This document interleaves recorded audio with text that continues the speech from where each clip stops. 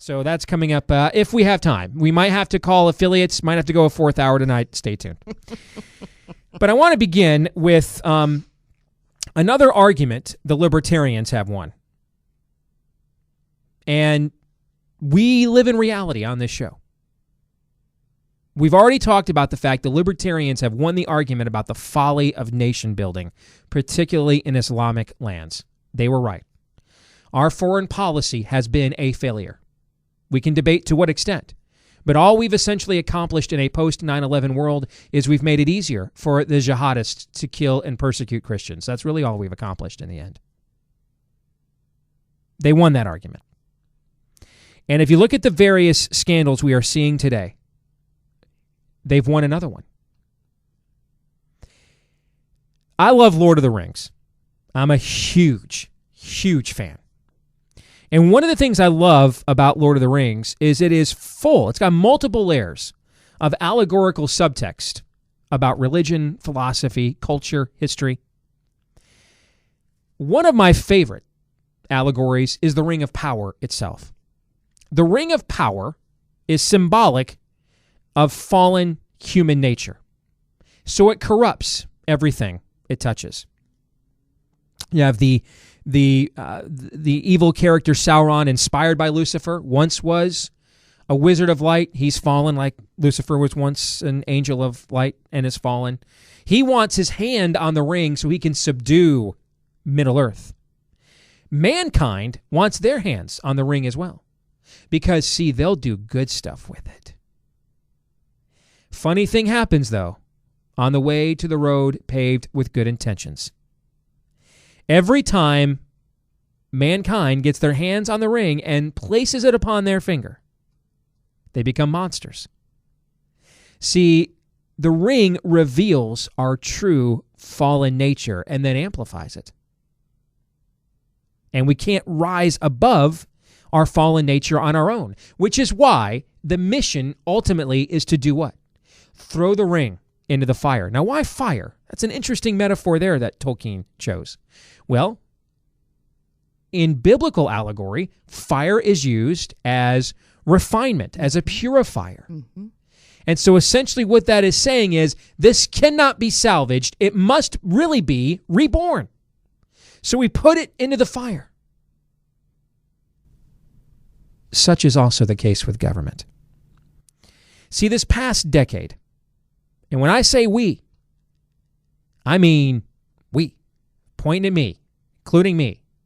Many of we who consider ourselves conventional conservatives, and what I mean by that, the conventional three-legged stool of the Reagan coalition, national defense, economic, social conservatism, those three things.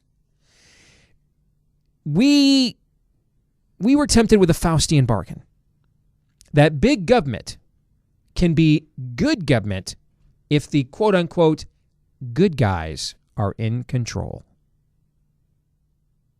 If big government becomes compassionate conservatism instead.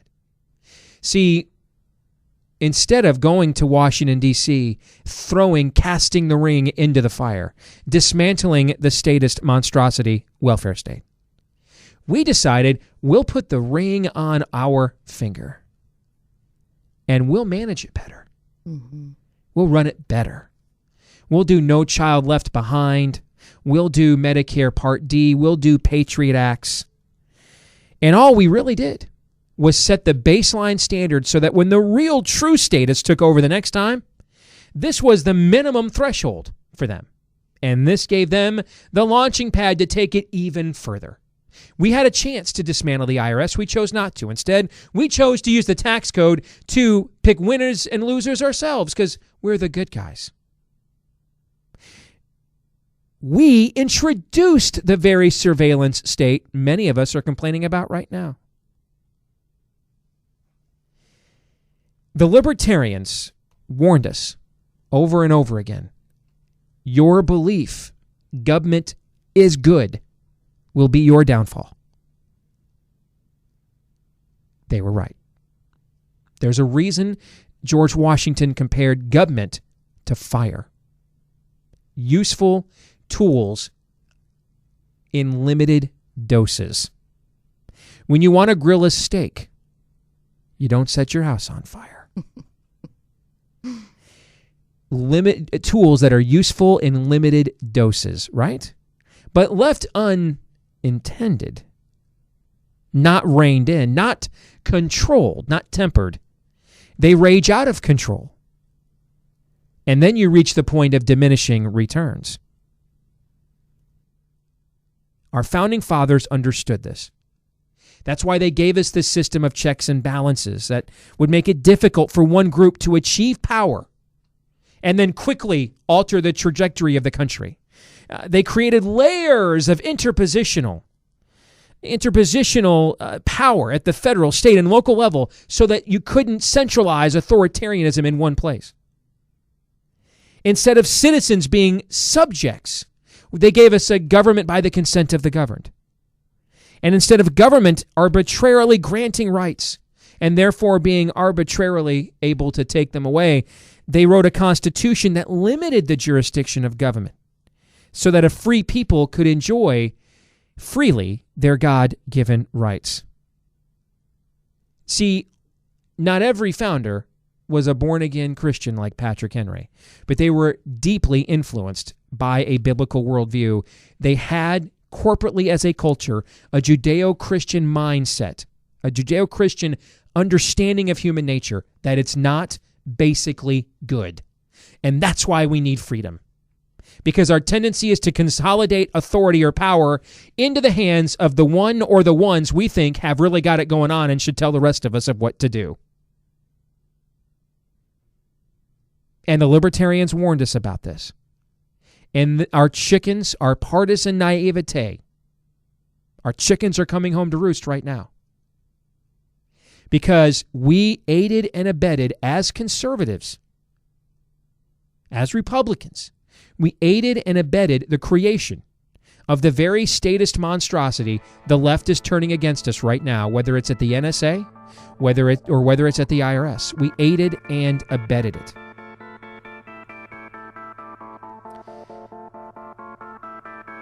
It's going to be 12 years this year since 9/11.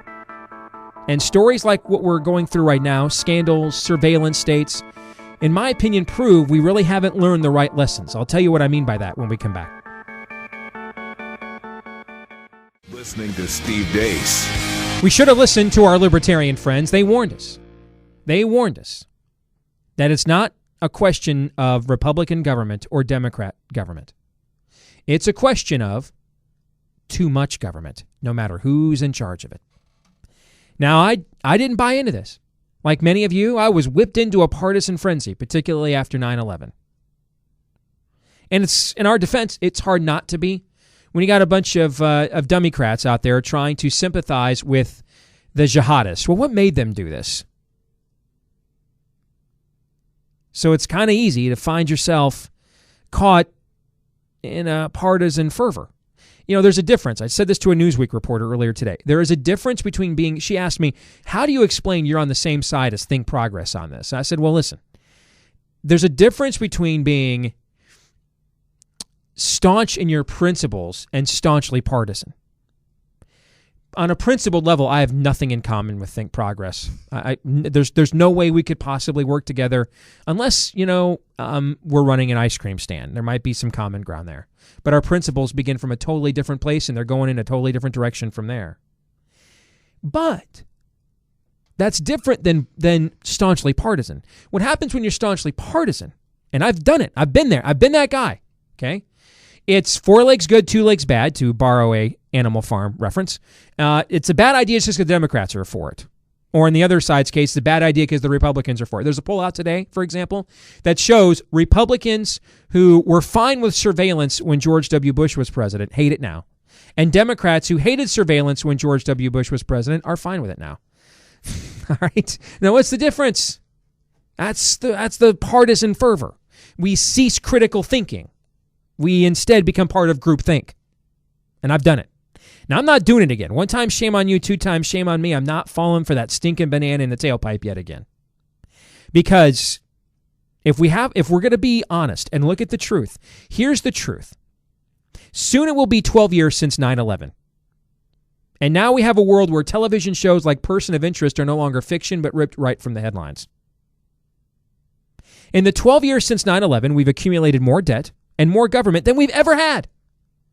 And now we have less freedom and less prosperity than we had prior to 9/11 to boot. It appears to me we have actually done a better job of attacking our own liberty than the jihadists have. We've wasted way too much financial and human capital on failed nation building in Islamic lands. We've lied about dead Americans at Benghazi. We've aided and abetted the rise of Islamic radicalism in places like Egypt and now Syria. We've marginalized the worldview that gave birth to American freedom, but we did give cherished victim status to the worldview that gave birth to 9/11 instead. We grope American citizens at airports as if every potential American is a terrorist. And we've allowed government to threaten many of the freedoms the jihadists hate us for the most. At this point, it would be foolish for the jihadists to continue to blow themselves up for Allah. At the rate we're going, we'll blow ourselves up just fine. Now, hey, I'm staunchly pro-life. I'm staunchly pro-marriage. I'm staunchly pro-Second Amendment. I'm staunchly pro-economic growth. Maybe you're all of those things too. Maybe just some of them. Regardless, if we have learned one lesson from the George W. Bush, Barack Obama years, it should be this. We will not win any of those issue battles as long as this statist monstrosity remains in place. Do not expect the same government that treats you like a terrorist when you go to the airport or you pick up a cell phone to call your honey. Do not expect the same government that gives you a presumption of guilt to defend unborn life. Do not expect the same government who gives you a presumption of guilt to defend family values. Do not expect the same government that gives you a presumption of guilt to defend your Second Amendment freedoms. It will not. It will not. And if we don't come to that realization soon, we may live to see the day that our own government becomes the biggest threat to freedom and liberty we face. Inherent in all of these surveillance programs and the groping that goes on at TSA, inherent in all of that, is a presumption of guilt upon you and me. Here's why that matters. Your founding fathers had such a distrust for human nature, they forged the first government in human history that actually had a presumption of innocence written into its rule of law, where the burden of proof was on the prosecution. Not anymore. Go up against the IRS, the burden of proof is on you, not them. Your own government can have you on a secret drone kill list without due process of law. See, what's happened is a presumption of innocence is no longer on the governed. The presumption of innocence is now upon government, as if somehow government is incapable of the very injustices it claims to be fighting against. That government alone, not the Creator, not God, government alone is now the ultimate barometer of truth and justice. Ladies and gentlemen, if you hear me say one thing tonight and you understand it, let it be what I'm going to say next. What I just said, that faulty assumption is always the premise that lies at the heart of every tyranny ever known to human history. Every one. Whether it looked like Mao, whether it looked like fascism, whether it looked like the Iron Curtain, it always starts there. The rulers know better. They're a better class of person. Therefore, you're subjected to them. That's always where it starts. It may look different, dress different, speak different, but tyranny in human history always starts right there. And that's exactly what our government is saying right now on things like NSA surveillance, NDAA, Patriot Act. That's what it's saying. TSA, that's what it's saying. It's saying, we know better than you. John McCain, trust us. Trust me. I'm the guy that wouldn't defend the border for 20 years. Trust me. Trust those that don't believe in the rule of law and believe in scamnesty. Trust them. And if you don't trust them, you're a wacko bird idiot. That's always where tyranny begins. You're going to be the problem, all right? So we're looking at the surveillance state issues, and I'm man enough to admit when I'm wrong, David. And I saw something today, Chuck Baldwin said. And Chuck is very well known in libertarian circles. I'm not sure how many... there's a lot of people know he's a pastor, but aren't aware that he's very well known in libertarian circles. And I think maybe there's a lot of people in libertarian circles that aren't really aware he's a very well known pastor. But he's a very well known evangelical pastor in Florida, I believe. Well, actually, he just moved to Montana. He's a good friend of ours at Institute on the Constitution, but he started a church in Montana where there's more liberty than there was there in Florida. Well, and what do you expect when you've got Marco Rubio for Scamnesty and Open Borders as your senator? But that's coming up later. But he came out, I think it was yesterday, in response to these stories, and frankly admonished conservatives like me, and he's right. And he said, hey, some of us that, you guys just kicked to the curb as kooks, we were warning you about this for years. And I wrote about this on our website today, David, that we have this is an argument conventional conservatives like me have lost to libertarians. Libertarians turned out to be right about this. We fell for this Faustian bargain that if we put the ring of power, if you get the Lord of the Rings reference there, if we put the ring of power on Dick Cheney's hand, on the good guy's hand, then big government can be our friend. We can manage it better. We are learning that the libertarians who warned us that it's big government, period, regardless of who's running it, is the problem. Once you expand the premise of a government jurisdiction, it's just a limited matter of time before someone takes a hold of that jurisdiction and turns it against you. And that's exactly what we're seeing right now, isn't it? Oh, yes, and I appreciate your article because that point needs to be made to many who think, well, this is happening under Obama, but we were well protected under George Bush II. Oh, no, we were not. It was under George Bush II that this very program began. And that's why you see Ari Fleischer out there defending it on national television. That's right. So we're not any better protected by the typical Republican people than we are by the Democrats, because both of these parties are both moving in the same direction. That's one of the fallacies of conservatism. The conservative is just a few steps behind the liberal, but they're both marching in the same direction rather than the constitutionist that stands on the Constitution says, you guys are both going over the cliff. One of you is going at 80 miles an hour and the other's going at 55, but it doesn't matter. You're both going over the cliff. It's just a matter of when, not if. We have to stand on the principles of the Constitution and not allow the Fourth Amendment to be gutted from our Constitution. Something else I have begrudgingly come to understand, because I've argued with several of my Ron Paul friends over the years that would say the number one issue facing the country is the size and scope of government. And I would say, well, listen, I agree government's too big, but the number one issue facing the country is the moral crisis in the country. And that's why people like me tended to look for folks that were strong on those so-called social issues first.